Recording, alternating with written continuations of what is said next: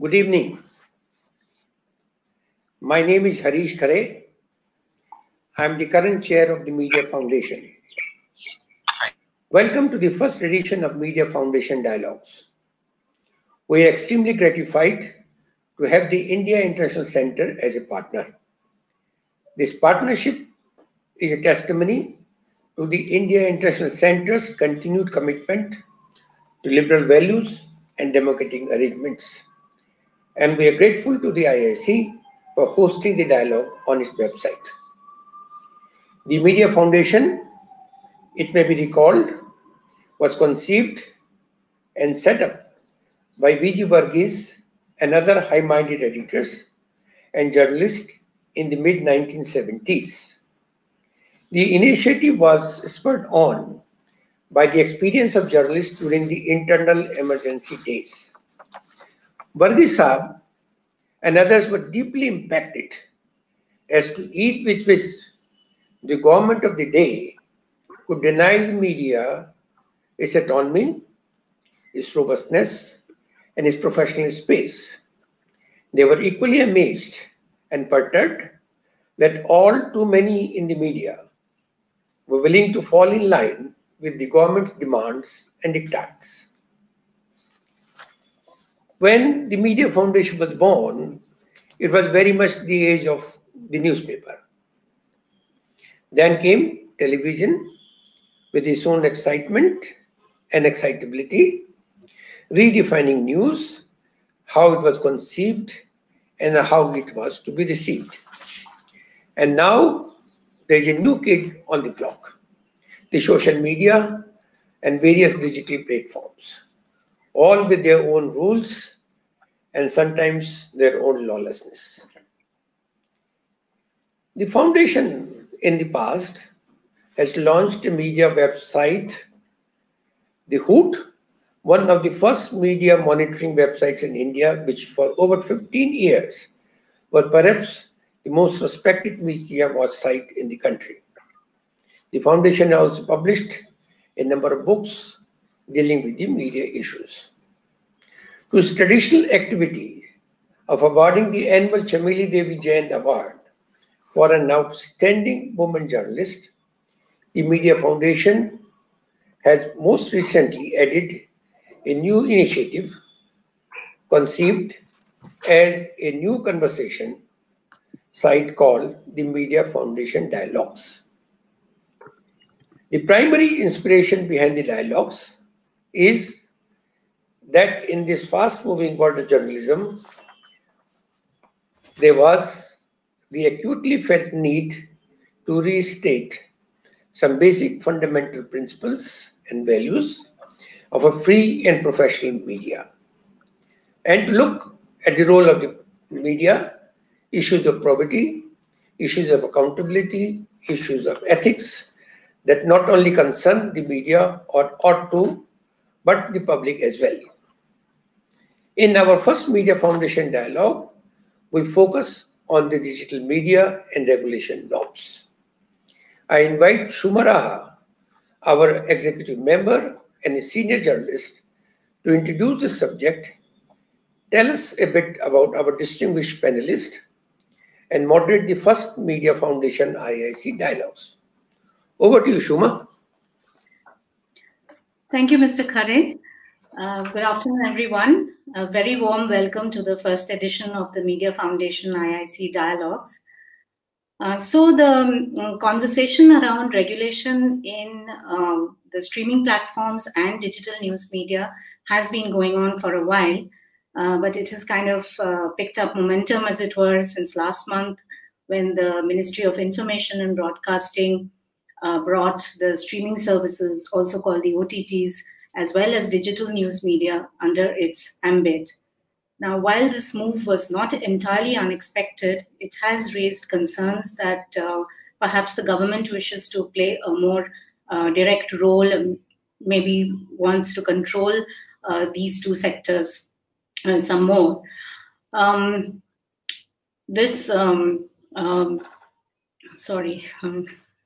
So now, certainly in the last few weeks, multiple voices from the government have been talking about the need to control digital media, or not control, but regulate digital media. They've said things like, they should not, the OTTs should not have unlimited freedom in, OTTs should not have unlimited freedom with regards to their content and so on. And as far as digital news media is concerned, last month, the government also brought out a notification, which was really a reinforcement of an earlier announcement made last year, which said that FDI in digital news would be capped at 26%, subject to government approval. Now, this is a fairly major restriction, given that earlier FDI in news media, online news media, could potentially be 100%. So the question is, should online content, whether news or entertainment, should it be subject to regulations over and above the existing laws of the land? And if so, what kind of regulation should it be? And would it or would it not impact the freedom of expression, creative freedom, and the independence of these platforms? And also, would it limit viewer choice and basically hurt the interests of the consumer? Now, to discuss and debate all these issues, we have a wonderful panel here with us today. There's Nikhil Pahwa, founder of Medianama, which is a technology policy website, tracks technology policy developments. Mr. Jauhar Sarkar is a former CEO of Prasar Bharati and former secretary at the Ministry of Culture. Dhanya Rajendran is the founder of News Minute and also the chairperson of DigiPub, which is an association of several digital news portals. And Mr. Tarun Katyal, CEO of C5, which is a streaming platform, and also the chairperson of the Digital Entertainment Committee of the Internet and Mobile Association of India. A very warm welcome to all the panelists. So I'll go to Nikhil Pahwa first, and let's begin by focusing on the OTTs. Nikhil, broadcast television is subject to a self-regulatory regime, complete, and that includes several, it's a fairly detailed and wide-ranging content guidelines. So why is it problematic if a similar kind of a regulatory setup were to be applied to the streaming platforms? Suma, when this conversation began in 2018, there was, subsequently there was this OCCP code which streaming services had come out with, and my argument there was that if you give the government an inch, they'll take a mile, and you already see that in broadcast, right? Broadcast, frankly, is insipid. There is very little room for creativity. You find in broadcast in many instances where movies where there is an insane amount of bleeping that happens, words are censored, even subtitles are censored. So, for example, in some films, you can't even use, for example, the word breast. In case of, I think, one of the streaming services, they in a show called DuckTales, they actually even censored, like they do on TV, they censored the word ham.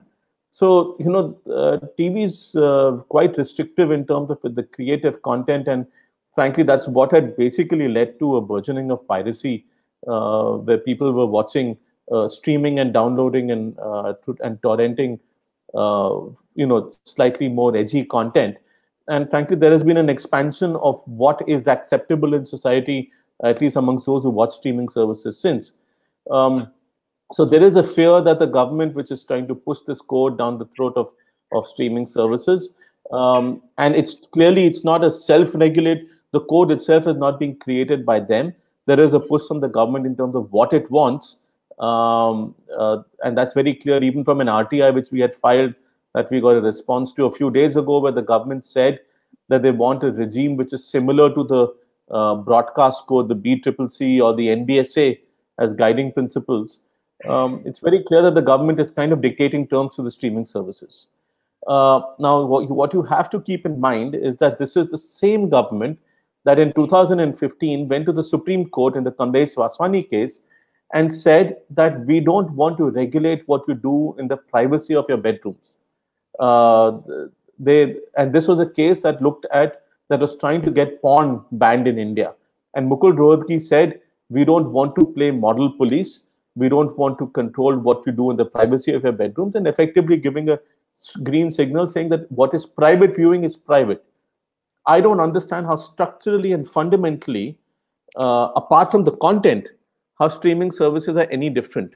If porn is not being censored, then why or there isn't a self-regulatory code for porn, or even a regulatory code, why is there a need for a self-regulatory code for streaming services? There is, of course, an issue that there are many court cases going on, and people have been offended by various shows that have hurt their sensibilities in one way or another. But I would argue that the right to offend is an integral part of free speech. It is what allows society to progress. You might remember that in the 90s, there were mobs out on the street about a Bollywood song that had the words sexy, sexy, sexy as a part of its lyrics. Do we get offended by the word sexy anymore? We don't. So, creativity is about challenging boundaries. And I think any kind of code that tries to regulate what people do, and obviously no one's saying that you can do something which is illegal, and there are already laws governing defamation, governing what is illegal. It's beyond that. This self-regulatory code will only make streaming services insipid. It will give encouragement to piracy. It will lead to the government having a say in what is and what isn't allowed on streaming services. And what we have seen is that this entire process is being run entirely without public participation, without citizens having a say in what they want to see and what they don't want to see. The government is telling the streaming services to put out a list of prohibitory content. They're trying to dictate what kind of a structure it should have. And it's getting its way because it's not doing a public consultation. Frankly, it doesn't have the locus to regulate streaming content. That's why it's pushing for a self-regulatory code. Apart from that, I just wanted to add that streaming services are already censoring content. Whether it's Netflix, it's ZEE5, Alt Balaji, Amazon Prime, Hotstar, they have all censored content or taken down shows. For example, Hotstar took down the controversial Coffee with Karan show with Hardik Pandya and KL Rahul. Amazon Prime censored The Marvelous Mrs. Maisel in 2018. So there is censorship already happening. And I think this is an unfortunate reality that we are living with right now. Also, isn't it a fact that the content on the streaming platforms is pulled content? It's content that you choose to view. It's not, something which is broadcast. Absolutely. So, yeah. You're making a choice. You're viewing what you want to view. At best, I think what is ideal is that there needs to be detailed disclosures about what kind of a content a user might be watching. And most responsible OTT services are already doing that. In fact, that was also a part of the initial OCCP code. So I think disclosures is fine, but the government dictating terms is, I think, something which is completely uncalled for. And perhaps, maybe 10 years from now, all content viewing will be on digital media, and perhaps the Ministry of Information and Broadcasting won't have a role to play. So it's trying to figure out what it can do by trying to regulate both news content as well as digital media.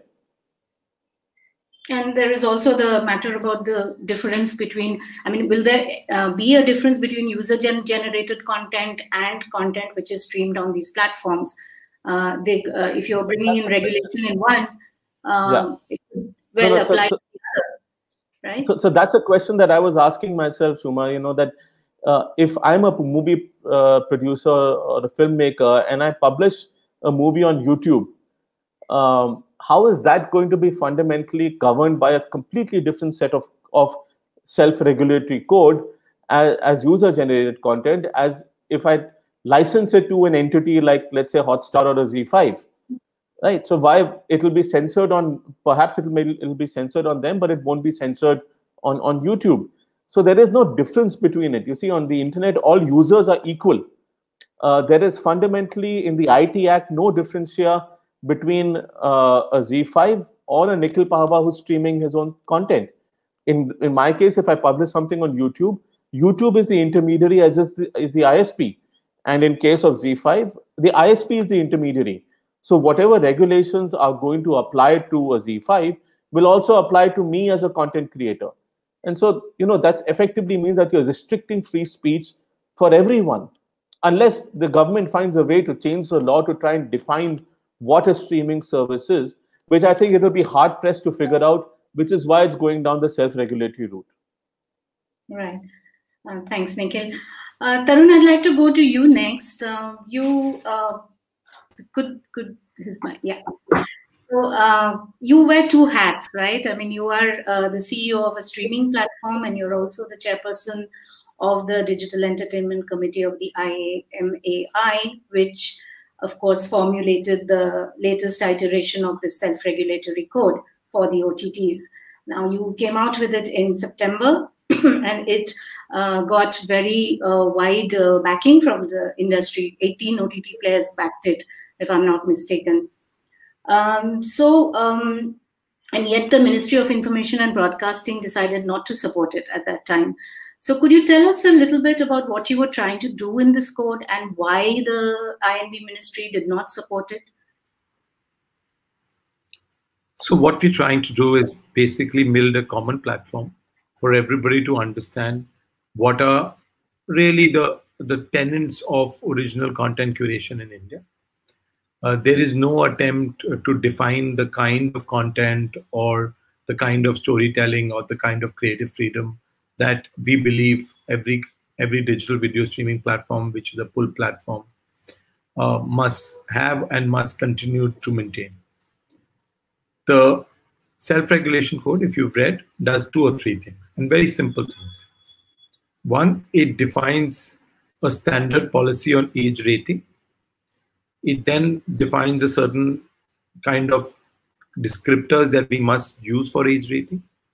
It then allows or encourages or ensures all of us as platforms use technology to do age gating. And it then builds on a 2-level of complaint mechanism that people are able to use to be able to bring in their views and get heard out by the platforms themselves, and then by an external body that is comprising of the platforms as well as of civil society that has an understanding of that subject and that perspective. So that's really the limit of the age game, and able to a redressal mechanism for everybody who has views or complaints to give. One mechanism that is internal, and the second mechanism that is external. To prohibited content, we haven't defined any prohibited, but we have defined the fact that we will take care of the law of the land, right? So I think as citizens of the country, we are anyway committed to making sure that we stay within the constitution and the applicable laws. So that is a commitment by us to the civil society. And that's largely all that we've done on the self-regulation code. But it's a good code that brings in a certain amount of uniformity. It balances consumer interests by providing information, by providing technology for age gating, and also allows for freedom of the creative folks for them to be able to create the kind of content that they deserve to make and the kind of stories that they deserve to tell. Now, and yet the INB ministry did not support it. I'm coming to that point, Shuma. I knew that you're going to get to that point. So what is our relationship with the INB ministry? We send the code to INB ministry primarily not for approval, but for making sure that they were aware and that we were on the same table when it comes to a lot of PILs that continue to get filed by IAD users who think that that OTT services and their content is hurting some kind of sentiments, right? and the ministry is called in to represent themselves as well as represent what the government should do. And so it was important that the ministry and us were aware that we have a self-regulation code and that we are working on making sure we have a redressal mechanism for some of these complaints that now become quasi-legal or legal. What is the ministry saying? The ministry is saying that, you know, they would rather have us having a stronger redressal mechanism on the tier 2, where there are more external parties involved to be able to give us better feedback, and they want to articulate the section on applicable laws. Are we going to do it? Yes, we're going to articulate the section of applicable laws, because whether we do it or not, it's anyway articulated within the constitution of this country. What we're going to do on the tier 2 is we're going to largely stay with what we have on tier 2, but we're going to bring in legal luminaries or a better understanding of what is the law of the land and what could really become crossing the line or hurting sentiments or doing something which was against the constitution of the country within our tier 2 ecosystem, so that there is a certain amount of awareness that is built on what is right and wrong, rather than taken as sacrosanct. So that's really the limited point of this self-regulation code. And I do believe if it can be done in the manner that we've envisaged, it can add a certain amount of uniformity as well as consistency in the way we deal with user complaints on original curated content. So let me get this clear. Are you, which means, are you bringing in a list of prohibited content? Because that is... No, we're just bringing in the applicable laws.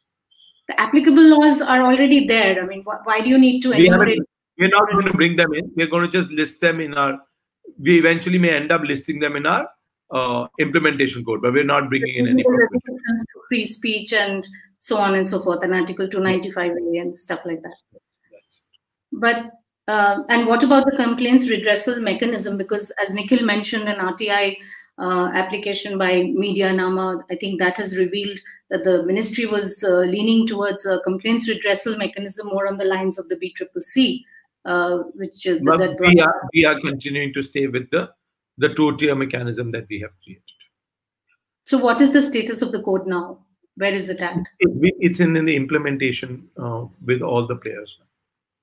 Implementation meaning that are you ready to adopt? Make sure that it's all adopted, it's all signed. You have to make sure that all our content is age rated. We make sure that we have technology that allows for age gating. So there is a fair amount of implementation to be done on our end, because you must realize we have hours and hours of age rated, all descriptors to be put on all that content, form our tier 2 committees, implement technology to be able to help the user to gate the content. Right. I mean, age gating, everybody wants age gating as well as content descriptors, because that helps the viewer to make an informed choice. But anything beyond that would make the content fairly, uninteresting, to put it mildly. I mean, it would severely undermine the quality of the content, the diversity of the content, and so on. So are you saying that there is then no pressure as such from the ministry to toe their line? No. Yeah. Okay, that's good to know. There is, there may be conversation, but there is no. Yeah. Okay, because if they were going to push for this kind of a BCCC kind of a complaints redressal mechanism, it makes taking content down that much easier, right? And that would there have been pushback from the, hypothetically speaking, would industry pushback? I don't know what to say about hypothesis. Okay, all right. So anyway, so it's good to know that the code will be. So why you haven't placed it in the public domain as yet? It has been in the public domain. It's unfortunate that even when you conduct seminars like this, you have not read it. No, I have read it. I'm saying the modified code, because there is no modification to the code. Okay, the code is being accepted as it is, as you put it out in September? Yes. Okay, that's wonderful. That's great. So, Mr. Sarkar, let me go to you. You've, of course, been in the government for many, many years, so you understand the workings, how the government's mind works. So I wanted to know from you, why did the MIB then, bring the streaming services under its purview? And it made a change in the business rules to do so, but does it still have the legal jurisdiction over these streaming platforms to be able to force them to accept its terms? I think I need to come up with a caveat. My acquaintance with the INB ministry was first in 2009 when I was catapulted to that seat of Secretary INB for absolutely no fault of mine. And thereafter was a period when I had to struggle against that same ministry for about 5 sensible years. And in between, I was catapulted and coerced at gunpoint to take over as Secretary INB again for a brief while. The preceding and succeeding secretaries of INB took my era as not having existed. So this, you must understand that you will have to live with the government. It's something of a nuisance like the morning toilet. I mean, first of all, this one is more hegemonic than any that I have seen in my 42 years. This is genetically programmed to be hegemonic. So something like this would come out in installments between Ladakh and Galwan and this and that. So they'll keep the home fires running. This one, particularly, we need to be cautious, but not overread at the moment. An allocation of business amendment has been made. This, no person who is outside the civil service, that means common sense wala common citizens, are not supposed to know. This is all grammatical gibberish that is known only to bureaucrats. This AOB is chartered between ministries as to who can do what. Now, so far, this internet or digital platforms were totally with the IT ministry that has established an unusual record of being cooperative, accepting stupid section that they inserted. Now, this allocation of business means that these two items will no longer be with IT, they will come to INB. Now, INB, having been with it, at it, got it, I can assure you, has an internal hegemony that arises out of helplessness. That arises out of sheer helplessness. The whole world is going around with them nothing to do. So these two items have now come into the allocation of business. These are not laws, but they give you intent of which way the laws will go. And if we take them seriously, government would bring in some regulation in exercise of powers conferred upon it from thin air and try to ram it through parliament. So that's a style. And then, of course, when you ran too many things too fast through parliament, you get farmers at cross borders waiting. So here, that's the first legal position. Second is, I have always questioned, even on that chair, that what is our legitimate power? The Constitution has but two entries in the Union list. One is Section 31, which says broadcasting and other like means.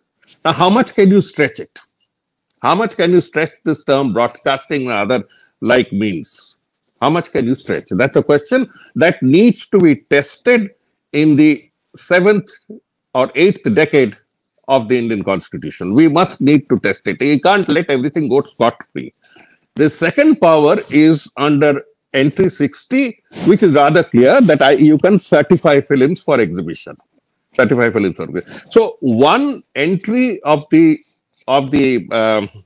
Union list of the Constitution of India has triggered off this Parkinson's apparatus of a huge hegemonic ministry that even hegemonizes on its own creatures like Prasar Bharati. But having said, This is not yet operational. That's the first statement I was making. Second is, even without operating it, they have started acting in a manner which the speakers have mentioned, Tarun has mentioned, Nikhil has also mentioned about filing cases. Now, this gimmick has to be observed and tackled. These hurt citizens who are going on filing cases are actually creating cause of action for the cat to jump in between two monkeys and adjudicate. Am I clear? This one is a got up case.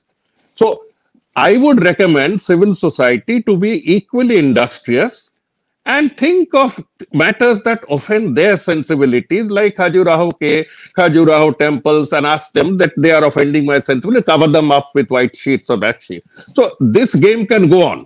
They are going on filing, and the moment a person files, he's slapped with a 295A. But yeah, the first section that should have come in is 153A. 153A, which punishes people with 2 to 5 years imprisonment, 2 to 5 years imprisonment for injuring the sentiments of a community, any community, should have been applied about 10,781 times after May 2014.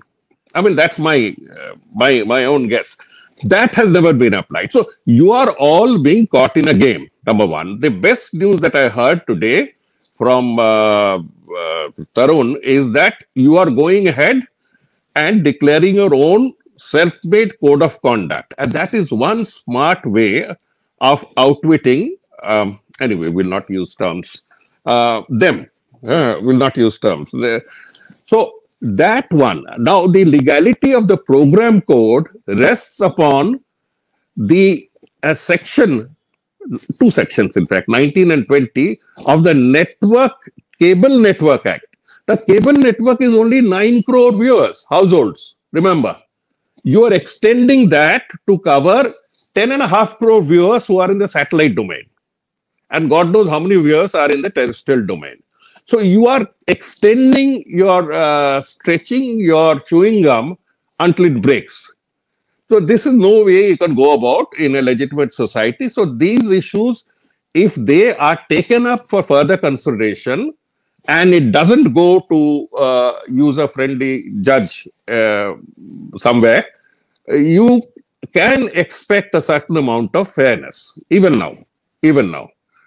So these need to be agitated, as I've said, tenuous legality of actions, the entire pyramid apparatus of, well, regulation and bureaucracy that has been created on the basis of 2 tenuous, 2 straw-like sections, then jumping to act on the basis of people who are so grievously hurt because somebody has kissed somebody in front of a temple. I mean, what if the other reverse had happened? Would he be pleased? So they are stretching it illogically, and this series of hurt cases, as I call it, has also to be factored in by liberal society. So right now, there is very little that they can really do about OCCP. The other point of view that has already been given, that what do you do about self-generated internet content?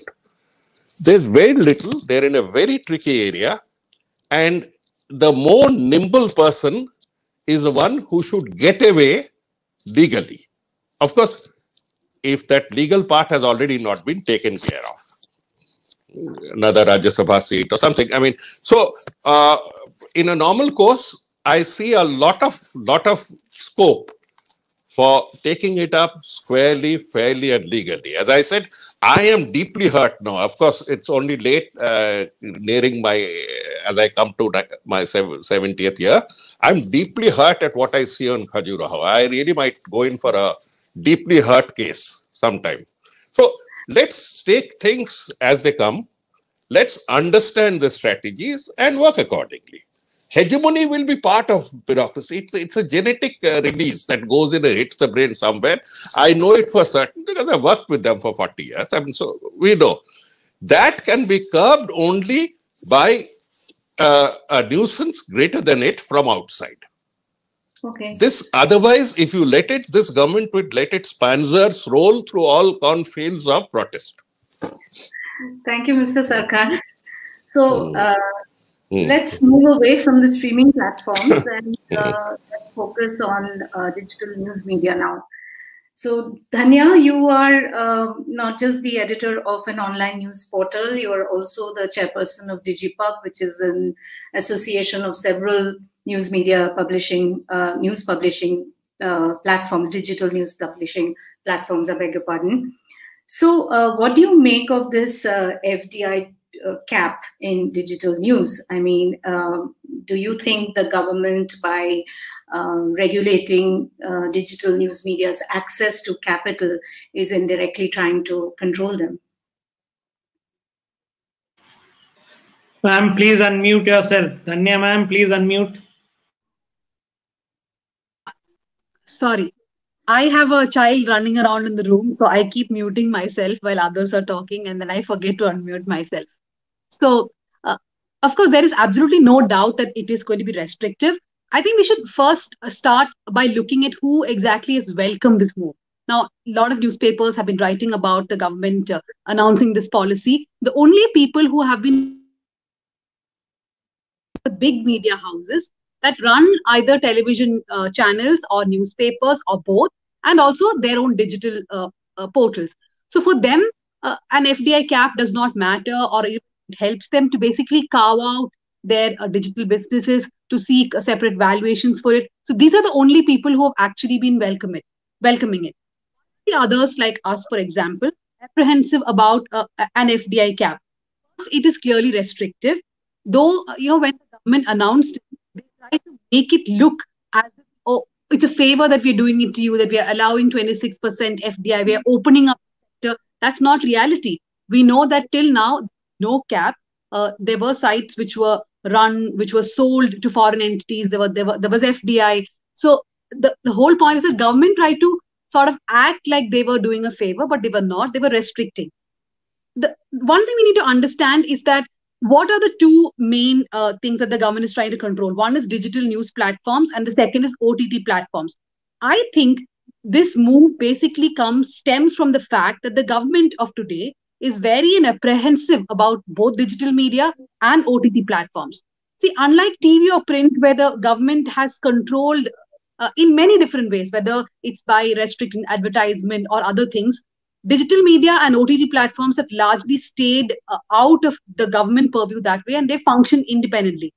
So when the government is wary of these digital portals and of OTT, I'm only going to talk about digital news sites now. When the government is wary, it also means that people who want to invest in these digital sites, especially the independent, smaller digital sites, are also shrinking because they don't want government action on them or government wrath on them, right? In this scenario, when already it is difficult for digital news sites, you are further restricting them by capping FDI. And also it's arbitrary. 49% is what the government allows for television channels, for example, when it comes to FDI for them. A linear medium like television is being allowed 49%. Why is it 26% for digital? So there's really no explanation from the government. I mean, I don't know when and if that explanation will ever come. Like, how is the government going to explain why it was decided 49% for television and 26% for internet, when internet is seamless, it is vast, and it is borderless? The other main problem that I think is that it is ambiguous. See, if you look at what the government has said, it has said that social media platforms and search engines which upload or stream content from India. What does that mean? There are so many news websites which, first thing, do not operate in India. Like, for example, let's take the international news websites, right? Most of them cover news in India, which means they essentially operate out of India, but they're uploading, their companies are all based out, like, for example, BBC functions very much. They have an India bureau. They work out of India. They also report. So the rules will not apply to them, right? Because they as a company, they are established outside India. Now, when they say uploading or streaming from India, there are also Indian companies which upload from somewhere else, which will like Singapore or some other place. So won't these FDI caps then apply to those people. So there's a lot of ambiguity. I mean, what is the government trying to say? Is it creating an unfair ground here where international players who are existing outside India can actually operate if they want a news system? Are we forcing the smaller Indian companies to uproot themselves from India and maybe go and register outside India? And this whole thing that they gave while moving everyone to the INB ministry, they said that anyone who does news on the internet, who does it anyone include? There are thousands and lakhs of people who actually do some kind of news on the internet, whether it's YouTube, Facebook, Twitter, whatever. What is the government wanting to control? What is the government wanting to regulate? There is definitely lack of clarity, and we are not getting any clarity because there has been no dialogue. So the minimum I think we can expect from the government is that they will have a dialogue with stakeholders before giving us any kind of regulation. Right. Thanks, Dhanya. Mr. Sarkar, just wanted to ask you that, digital news has been around in India for many years. There was no need for FDI up until now. So what has changed? Why did the government think that this is necessary to bring in this regulation? You see, that's only one aspect of the tightening of controls that Dhanya mentioned through equity, and it can be tackled also quite smartly. You restrict it to 26%, so that gives you overall control over the company. And since shares are not allowed, well, other instruments have not been banned. You can go in for non-convertible debentures, you can go in for loans, if that is the major issue of capital infusion. But these gentlemen have now first started with FCRA. FCRA, of course, has its plus and minuses, but the plus side was it could help liberal bodies. So that they have ensured that FCRA is cut off. Now they go in for other controls. Maybe they'll need something like an electoral bond to ensure that only they win. But never mind. The major issue is not of controlling, to me at least. It's not the question of who's controlling the online news, the digital news. It's what they are saying. This domain is perhaps the only one with a few one or two crank online Sarkari onlines also there. But this is the only last refuge of the voice of freedom. I write for many of them, and I understand the philosophy behind most of them. I've never understood which side Shekhar is blowing, but that's a private issue. So this digital news is the only bold personification of the ongoing resistance. This is the resistance that we are up. It's comparable to any other resistance movement. And this one, they have to keep pricking so that some thanedar can call you at a comfortable hour of 1 o'clock at night and ask you questions. That's the whole idea, to extend the overreach to see how much harassment can be caused. Effectively, they can't do much. So let's not overjump. With the press, with the printing media, they could do jolly little, excepting providing employment to an ex-judge with a white ambassador, and now I think white something else. So that the press council couldn't really come in. Defamation is a different ball game that hasn't succeeded. SLAPP is the new instrument of the double A's, ANA and their lawyers. We'll all have to suffer it. So even with deliberate attempts to control the print media, which was synonymous with press, they have not succeeded so far. What they have done is buy them up, pulverize them. They have these two Alsatians with them, pulverize them, raid them, or bring them to their knees through other methods, non-constitutional method. So here, when you are talking the constitutional domain, the legal domain, there's only little they can do about it, even if they have things. If they exceed in punishment and punitive measures, it would attract equality of treatment under law. That I think Tarun had already raised. So this is basically an attempt to subjugate. And maybe if I were you, I would not even go in for a discussion. They will find their Godi online. So a few of them exist. So they'll find some Godi online to keep talking. You go ahead and declare your own code of conduct, your own code, and stay blissfully away from government. You know, the farther you stay away, the healthier it is. So stay away. That is my advice. So Nikhil, anything else? So Nikhil, I wanted to ask you, you know, the other day when we were chatting, you mentioned actually whether this curb on FDI cap, could it be regarded as a free speech issue? You were mentioning that there was a case where the courts had held that the curb on newsprint was a free speech issue, right? Could you tell us a little more about that? Yeah, but first, Suma, let me just say that I could hear Mr. Sarkar for an hour. This entire discussion could have been just with him, and I don't think I would have minded that. Just to add to what Mr. Sarkar said, I just want to. You should remember that this government has no love lost for the press. If you recall, we had a situation where one of the ministers, the Minister of State, when this government came into power, labeled the press as prostitutes, right? And the biggest thorn in their side has been the digital media. It has been YouTubers who are been actively criticizing the government, been pointed out inconsistencies. And some of the foreign press, especially if you look at the work that the Huffington Post has done, the HuffPost before it was shut down now, some stellar work happening online across multiple publications. Now, look, there are, my argument is that, you know, just like in the BCCL case many years ago, the government was not allowed to restrict the availability of newsprint because that was seen as a curb on free speech and a restriction of free speech. I don't see why the restriction of foreign funding for digital news isn't the digital equivalent of doing the same.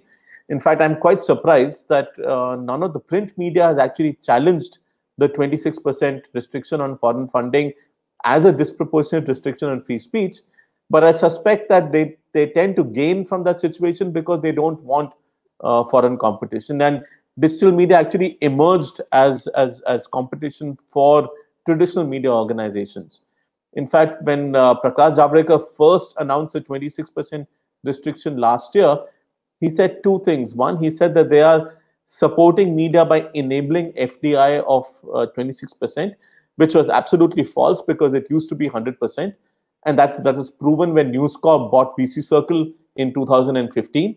And the second thing he said was that the media organizations had asked for this.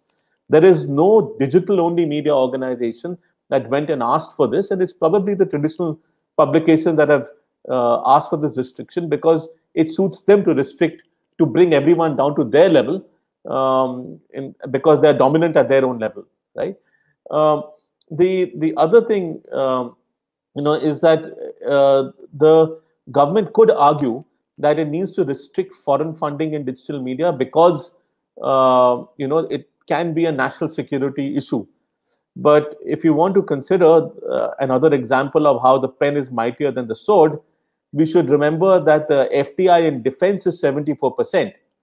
So, you don't need further proof about how dangerous the government considers free press. And I don't think it's just this government.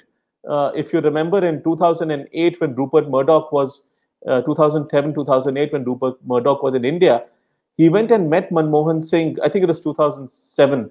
He went and met Manmohan Singh just prior to the elections and lobbied for an increase in FDI in print because he wanted nothing more than a newspaper in India at that time. And and Manmohan Singh didn't give him that, right? So I think any government wants to restrict foreign funding in the media, and they want to have their means of controlling the media. It's not just foreign funding, by the way. There is also the RPP bill, which was also which there was a consultation on last December, which looks at a registration mechanism for digital media. What is not clear to me is, number one, where in law is news defined, and how does the government define news? And second, the media publications are being restricted, what about everyone else in the country? Because for me, journalism is an act.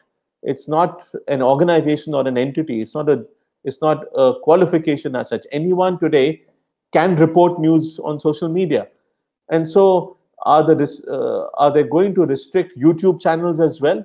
And what other restrictions will come on those who don't need to raise funding and in fact are crowdfunded, where people are donating money to them in order so that they can provide the news that they want. So I don't think this has ended yet, and frankly, I hope that there's going to be a situation where media organizations can go and challenge such regressive policies on the grounds that it's an unconstitutional restriction to free speech. Yeah, absolutely. And I also wanted to ask you about the news aggregators, because Dhanya mentioned how ambiguous these regulations are. I mean, this particular regulation. So if it also extends to the news aggregators, I mean, Google and Facebook are also news aggregators, and many of them do have Indian entities, right? So would it apply to them as well? So it does apply to them, but I don't know whether it applies to, for example, Google News or Facebook or WhatsApp, where news is actively also shared. Because they are also, in effect, aggregators of news. The word aggregator is not defined anywhere in law for a news aggregator. In just the same way that, for example, streaming services are not defined under law or in any clarification that the government has come out with. News organizations are not defined. So, I'm sorry, I lost my train of thought here. But yeah, the concern about aggregators actually comes from the Doklam standoff, where there were people in the MHA who I believe were concerned about Chinese news aggregators like UC News and NewsDog, both of which have now been banned earlier this year when the Chinese apps were banned, which were perhaps surfacing a point of view that was more leaning towards the Chinese point of view rather than the Indian point of view on the Doklam standoff. And that risk does remain. But I don't think banning these apps and regulating those apps and aggregators from India is going to make any difference, because this is the internet. You can download anything you want from anywhere in the world and use it. So just like you can set up a news publication in Singapore and you can service the Indian market from there. So, I think this is a fool's errand to try and restrict this domain. And it's probably, like I was saying earlier, that 10 years down the line, perhaps the bureaucrats in the IND ministry won't have a role to play if everything is digital and it's not highly regulated like print or television or for example, radio. And they probably want to ensure that they have something to do then, which is why they're trying to restrict free speech in this manner. Exactly. So, Dhanyan, do you agree? I mean, would you say that this FDI cap in digital news could be used to check dissent and, discourage stories that are critical of the government? Could it be leveraged? See, I don't think the FDI cap in itself can do anything to content or people, right? But these are all various ways, right, in which the government tries to control industry, tries to ensure that the industry follows those rigid policies the government puts across. So I think this is just the beginning. And as Nikhil was saying, this is something which we had all been expecting. I've heard Nikhil speak about this many times at different events. But the sure signal that the government is going to do something like this came when this Sudarshan TV's case started in the Supreme Court. And when the Supreme Court asked them about this UPSC Jihad show, the government said that if we want to regulate anyone, it would be the digital media. So at that time, it became clear that it's only a matter of days or weeks that the government is going to make an announcement. And see, this is just the first step. The FDI announcement is the first step. What more are they going to do? They have said that regulations will be brought in, which is what I said. The ambiguity still exists, right? Who all does the government want to bring under their umbrella? What do they propose to do with these people? But I think all of this stems from the fact that the government is apprehensive about digital news sites and OTT platforms, both whom have content or journalism which is not exactly what the government expects, and the government doesn't. The government wants to ensure that there is some control in different ways. I mean, that's a very valid point. That what more may follow after this, because let us not forget that a former INB minister, she was trying to set up a committee that would frame rules to regulate digital news, online news. So, and that happened just about 2.5 years ago. Mr. Sarkar. Incidentally, she didn't understand much beyond soap operas, and but when that advantage notwithstanding, I've been saying that this area is very open. It's legally quite open. It has a lot of treacherous bends here and there, but if you have clarity of mind and if you have unity of purpose, you can negotiate, can walk in through this tricky area. That's what I'm saying, that the legality of everything. Now, if the legality is, or the lack of legality is absolutely beyond doubt, but their lordships don't agree, then that's a different case altogether. If all ban is put in, we can always use courier pigeons, God knows what, but you can't get me to shut up. We can start a pigeon industry if required. Don't worry. You can't stop voices like this. You can't stop voices like this. This can't. I mean, A, the legality, B, your capability to scrutinize with that EMMC. Do you know Big Brother watching you? All TV channels are watched through EMMC. I've been to that office. Nothing could be checked. And just bring in Tarun once more. Tarun, are you there? Yeah. Just to, I mean, the whole free speech issue, and you have told us that the self-regulatory code is being pretty much accepted the way it has been, which is very good news. But this constant pressure of having to please everybody or not give offense, does it also not create pressure on the OTTs to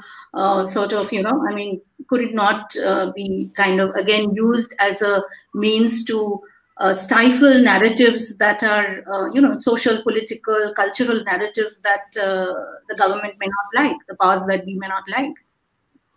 So you must start from where content gets created, Shuma. Great content always gets created from the left brain, right? And people who end up making great content are generally, by and large, liberals. They see the society as not what it is, but what it should be and what it ideally ought to be. Now, when you think of that, and when you think of the left and right brain, you are generally always going to get concepts that are going to want to project the society to be slightly more progressive, slightly more accommodating, slightly more accepting, newer ideas, whether it's religious tolerance, whether it's LGBT, whether it's preferences of the way you want to live life, and so on and so forth. Good makers are not going to come or get cowed down by issues like that. They will continue to make, and we as platform creative people, when we start to filter our content, we'll never find the filter of uniqueness going through shows which are all but insipid, right? So to answer your question, we go through so much research before we put a show out that only if there is a great liberal, left-leaning, variety, unique kind of show will it go through our neuro research to even get made. The more of the same will work for no one. Yeah, but you do also exercise a fair amount of self-censorship. You do that. I don't think there is self-censorship. I think everybody is responsible. And I think being self-responsible and self-censorship is two different things. I can tell you, a lot of shows have abuse for abuse sake. Right? Do you need it? Do you need to use, a swear word in every sentence the way you speak? Is that required, or is that my badge of free speech that I will do what I want? People still do that. But do you need it or you don't need it is a question sometimes you need to ask yourself. Okay, fair enough. I think we've kind of have to leave it there. We are almost at the end of our allotted time, and IIC has told us that they're going to cut us off at 5 p.m. sharp. So it has been a fantastic discussion, very stimulating, informative, and we've had multiple perspectives. And I think Mr. Sarkar's perspective has been the supreme perspective on this platform. Yeah, I wish we had more time. And certainly for Mr. Sarkar, we definitely need more time. And the government is like a toilet. You have to have it. You cannot live with it. That's the quote of the day, right? So many thanks to all the panelists. Appreciate your joining us here. And thank you very much, India International Center, for collaborating with New Media Foundation and hosting the event. So thank you very much. Thank you.